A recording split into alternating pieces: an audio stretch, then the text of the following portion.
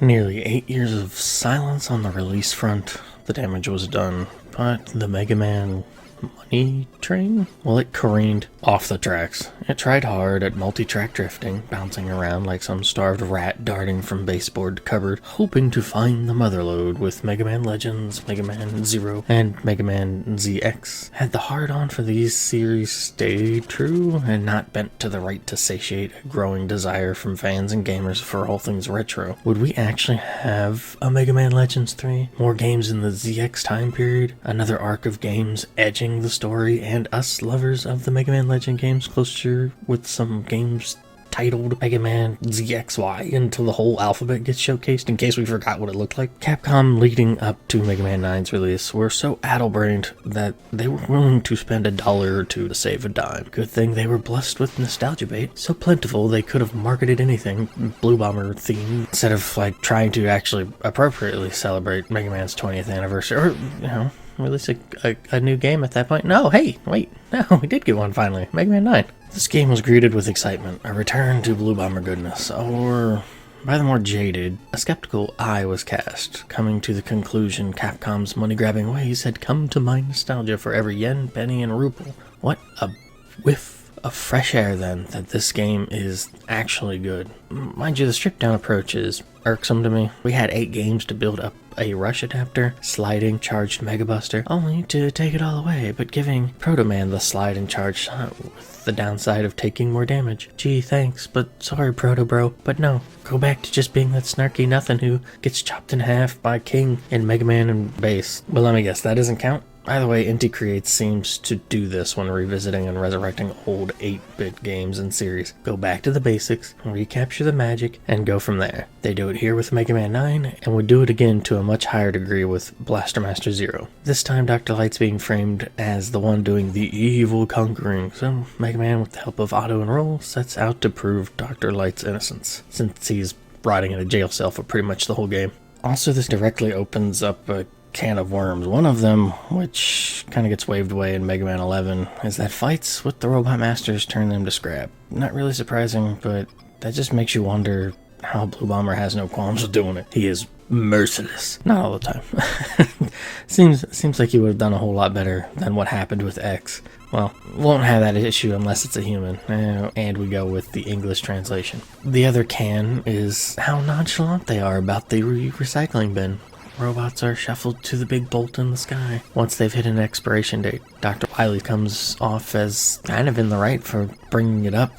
This impending doom for the Robot Masters. They're staring it down. Sure, he uses that as his way to reprogram them for evil, but it's a thread that could have been explored in latter games or something. How about that for a Mega Man game, instead of how Mega Man Unlimited had you fighting a Zero prototype? How about a Blue Bomber set for the scrap heap after Dr. Light passes away or something, but Wily's still out there and deciding to go against it because Wily is still menacing the world? It could tie in a little better for an archaeologist who just happened to stumble upon a destroyed lab of Dr. Light's to find some random thing out there in the wilderness underground. I'm all for gaps of information, but there's still such a wide leap from Mega Man to Mega Man X that something to bridge them better would be really neat, but I know that would seal the Blue Bomber money well for good. I'm going to go in the order that I recorded this. Since then, I've sort of changed how I tackle these, but we'll talk about that a little later. Took 9 games, but about time. There was a literal centaur before a woman boss, so it just goes to show how nerdom was treated back in the 80s and 90s, where a woman robot master was seen as more mystical and rare than a centaur. I mean, unless you're counting the whole slew of gynoids for different Anywho, this is Splash Woman stage, and we get an aquatic bit of fun that replicates a portion of Wave Man stage with the bubbles. The few screens of platforming with the spikes was cool. It's probably the most tense portion of the stage. Other than that, the stage is alright, if a bit empty of fighting challenge. The tune is really enjoyable and has a somber tone to it. The fight's alright. Summoning fishes to streak across and blast from above sets up a fight where you can't simply just shoot all the time. You have to do some defense if you don't take care of her quickly, especially if you don't have her weakness. Laser Trident is pretty good. I like how it destroys the blocks and doesn't exhaust too much of the special energy. Plus it will blast through shields and stuff, so good stuff, good stuff. Next up we have Concrete Man, and the influences of Mega Man 2's OST is pretty strong here. And it's alright. I think alright, but honestly it is a bit plain in the melodic sense. The stage itself has a similar shape to that of Woodman's. The third elephant at the beginning always irked me, and I remember when I was first playing it would literally kill me a few times because of those stupid little pitfalls. Anywho, the waterfall stuff is nice, but I prefer how it was done in earlier Mega Man games a bit more, like in Napalm Man stage. The fight isn't too tough, but I have a bit of bad aim, so it can take some time to get through. However, using his weakness makes it a lot, I mean, much like with anything, but it makes it a lot easier. You can blast through the concrete shots, which is kind of an odd name that Concrete Man sticks you with. C-shot, concrete shot, oh boy. I do like how it is this game's sturdier weapon. To me, it makes me think, and it mirrors Mega Man 6's with the flame. With Galaxy Man, we have escaped to space, and it's honestly a fun stage. If a little, it feels long, but it's really not. That's sort of how some of these stages feel. Like they're not quite as tight as some of the other Mega Man games. I don't know, there's just something about it. Like they're loosely there and put there well, but it's not refined, I guess I should say. Yeah, it's not annoying or anything. The robots that fly down and grab Mega Man, if you're not used to them, they are evil, but they're tolerable here. Plus, we get the displacer thing that warps the Blue Bomber. It's a fine idea. I like the theme of the stage. It may be my favorite of the Robot Masters this time around. Good jam. The fight is alright, if a bit meh. It's somewhat like Splash Woman's, but it's not as engaging. That's really all there is to it.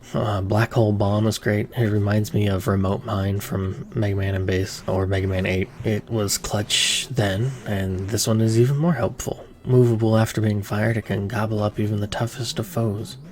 So, good stuff. Jewel Man stage is sort of like a purple hue filter got laid on Crystal Man stage with its own neat issues. The swinging platforms are nice, and they demand that you are on point with your platforming. This is where your mid-jumps get practiced.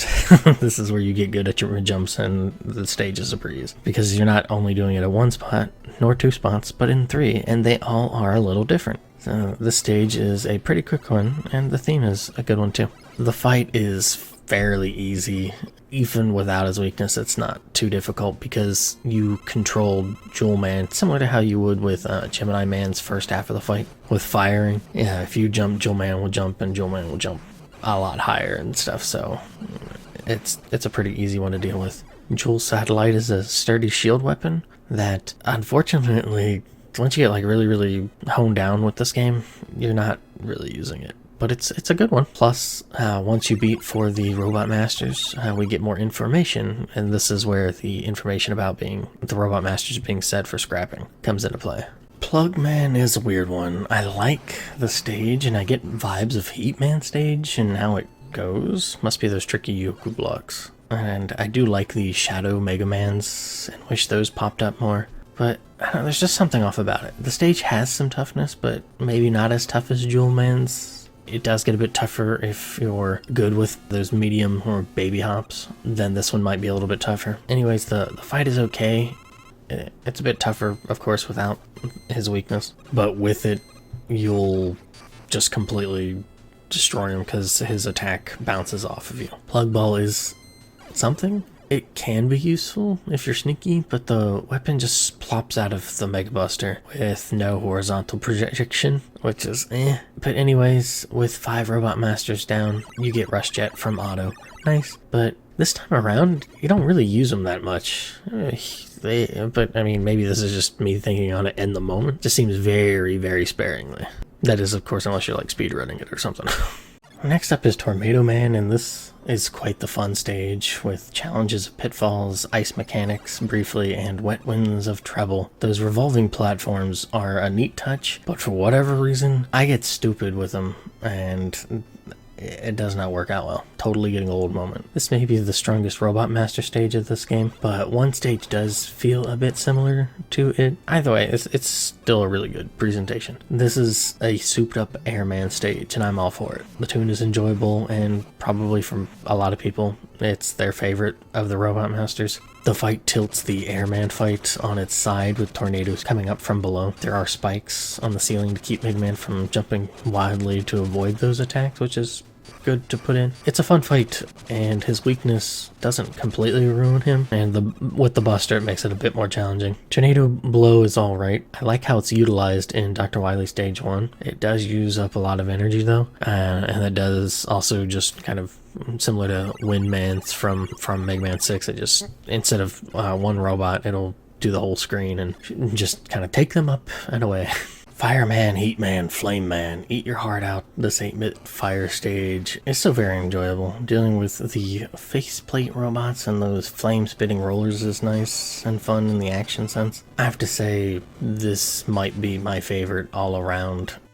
Searingly solid. Good job, Magma Man. The Tune is another one I would put up there. If it isn't Galaxy Man's stage theme, this is my favorite. As for the fight, it's something. The funneling to the center plays well for Magma Man's attacks, unless you get really close. And then, kind of not as useful as you are there, Magma Man. Anywho, Magma Bazooka is a silly name, but it's chargeable, so that's nice. Other than that, the tri-attack is fairly weak and really just a situationally useful weapon. I don't know how to feel about this one. I like the extending claws for the platforming portions, and the bulb you have to fire upon to shoot out things to break up the blocks is cool, I guess. The mini-boss is active, but the stage overall is a bit flimsy. Maybe it's just me, but it feels very similar to Magma Man's stage, but having them back to back really takes the wind out of Hornet Man's wings. The Tune is serviceable, if not too impressionable, so that could also be playing a part into it. The fight is rather dull as well, like a super lazy Snake Man fight that's really easy to avoid. Hornet Man leaves the brunt of the attack to the bees. Well, the Hornets. Anyway, it's whatever. Hornet Chaser is weak, but can collect items out of reach, which I really like.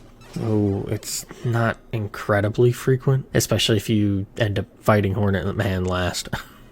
Now we're on to the Dr. Wily stages. No secret stages, no false pretenses, only the 4 of them, with Wily waiting at the end. And boy, is this first stage a jump. Great tune and sections where you have to use your tools to navigate the dangers. First timers may have some headaches, especially the magma portions. It's good solid fun that is up there for one of the best Dr. Wily stage ones. The boss is kind of a letdown though. I feel like it was some forgotten boss that they scrapped from Mega Man 4, 5, or 6. It's fairly easy to contend with. Stage 2 continues with another lengthy affair with my favorite of the Dr. Wily stage themes for this game. You'll be put through a ringer of enemies, spikes, and platforming. It may feel like a bit of a slog towards the end, but patience pays off. The boss is a giant shark submarine looking thing. It's easy with its weakness, but it is a fun 3-part fight.